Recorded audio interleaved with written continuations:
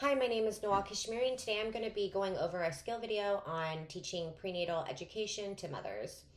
So, first of all, when we are speaking with the mother, we want to obviously congratulate her, but we want to go over specific foods that should be always avoided during pregnancy.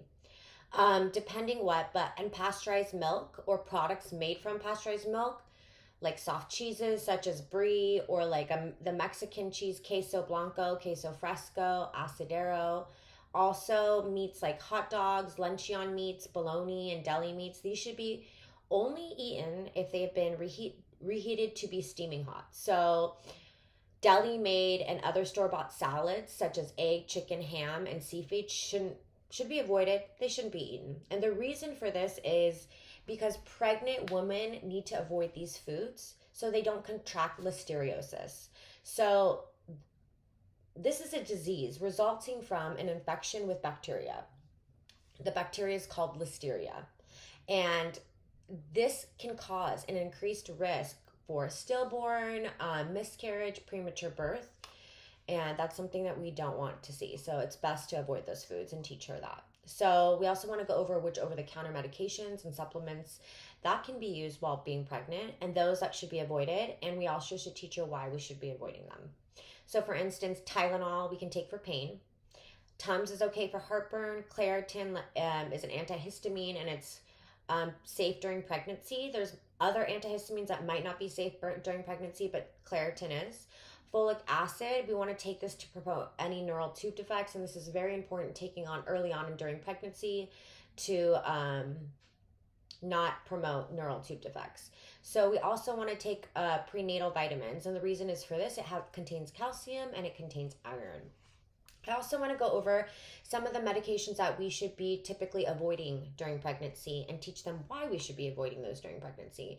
So certain medications like retinoids, warfarin, certain blood pressure medications, certain antibiotics, some even benzodiazepines. These can all harm a growing baby and they should be avoided. Not all the time, they aren't always, but these can cause birth defects and raise your risk of having a miscarriage.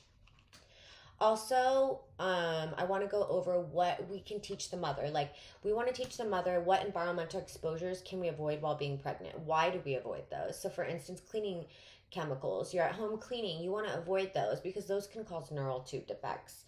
Secondhand smoke, that can cause a lot of problems like defects of preterm birth.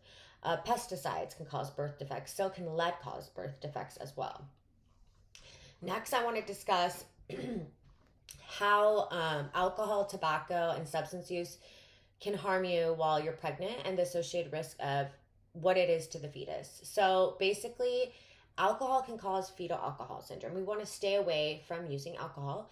People with fetal alcohol syndrome have central nervous system problems. For instance, they have like minor facial features and growth problems. People with fetal alcohol syndrome can also have problems with learning, their memory, attention, just their attention span in general, how they communicate with people, their seeing, their hearing, and so much more. It's important to make sure that alcohol is never incorporated in your pregnancy. We also want to teach the mother how tobacco can cause low birth weight. And using tobacco while you're pregnancy, there's a high risk for low birth rate and a high risk for SIDS. What is also interesting to know, though, that when you are pregnant, you are able to use a nicotine patch to curb the withdrawal. So that's interesting. Also, you want to avoid secondhand smoke. Next, we want to be able to teach women the pregnant women different travel precautions and what precautions she should be taking. So generally, it's pretty safe to travel while you're pregnant. And women generally travel up to 36 weeks pregnant, and you should always notify your provider before. It's just a good idea to notify them so they know. When you're driving long distances, you want to make sure that you get out of the car every 2 hours and at least ambulate for 10 minutes, walk around, move your feet, get the circulation going. And we want to do this to promote circulation and to prevent thrombosis. Also, when you're traveling, make sure that you travel with any copy of your prenatal records. You want to make sure wherever you might give birth on accident somewhere, you're on vacation. You want to have those records. You want to make sure they need to know the background and what's going on with you. Also, we want to teach the mother when is the best time to go to the dentist. And during your pregnancy, is it okay to have any dental procedure done? Or, for instance, an x-ray. Is it okay to have an x-ray when you're pregnant? Or what common issues happen to your teeth when you're pregnant? Because, things can happen to your teeth that a lot of women don't know about until they become pregnant. So, for instance, you want to be able to teach the mother that it's very important for her to be educated on being able to know when to go to her next dental checkup and to start doing this early on.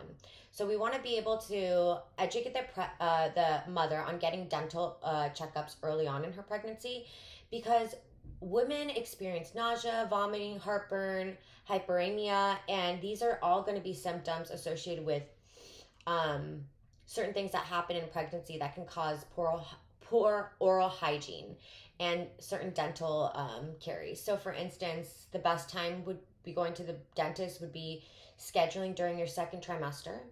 And this is the best time to go because this is when the woman is past the stage of feeling nauseous and she can sit comfortably in the chair.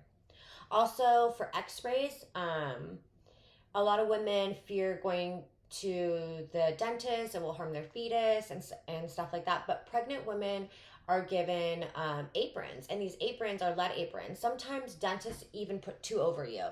It just depends, but these lead aprons are used during the x-ray to increase the safety and to increase the safety to your fetus. So there aren't really that many risks. So also, we want to make sure that we always encourage dental care during pregnancy and to educate the mother on what can happen if her during dental hygiene, if you're not having good dental hygiene during pregnancy. So, for instance, you can even educate the mother on nutritious snacks and snacks low in sugar to avoid dental issues during the pregnancy. You also want to inform her that gingivitis can happen. This is swelling and inflammation of the gums. Periodontitis, which is infections of the gums, and this is important because it can cause damage to your soft tissues and even go down to your bone. And that is all for today. Thank you so much. Have a good day. Thank you.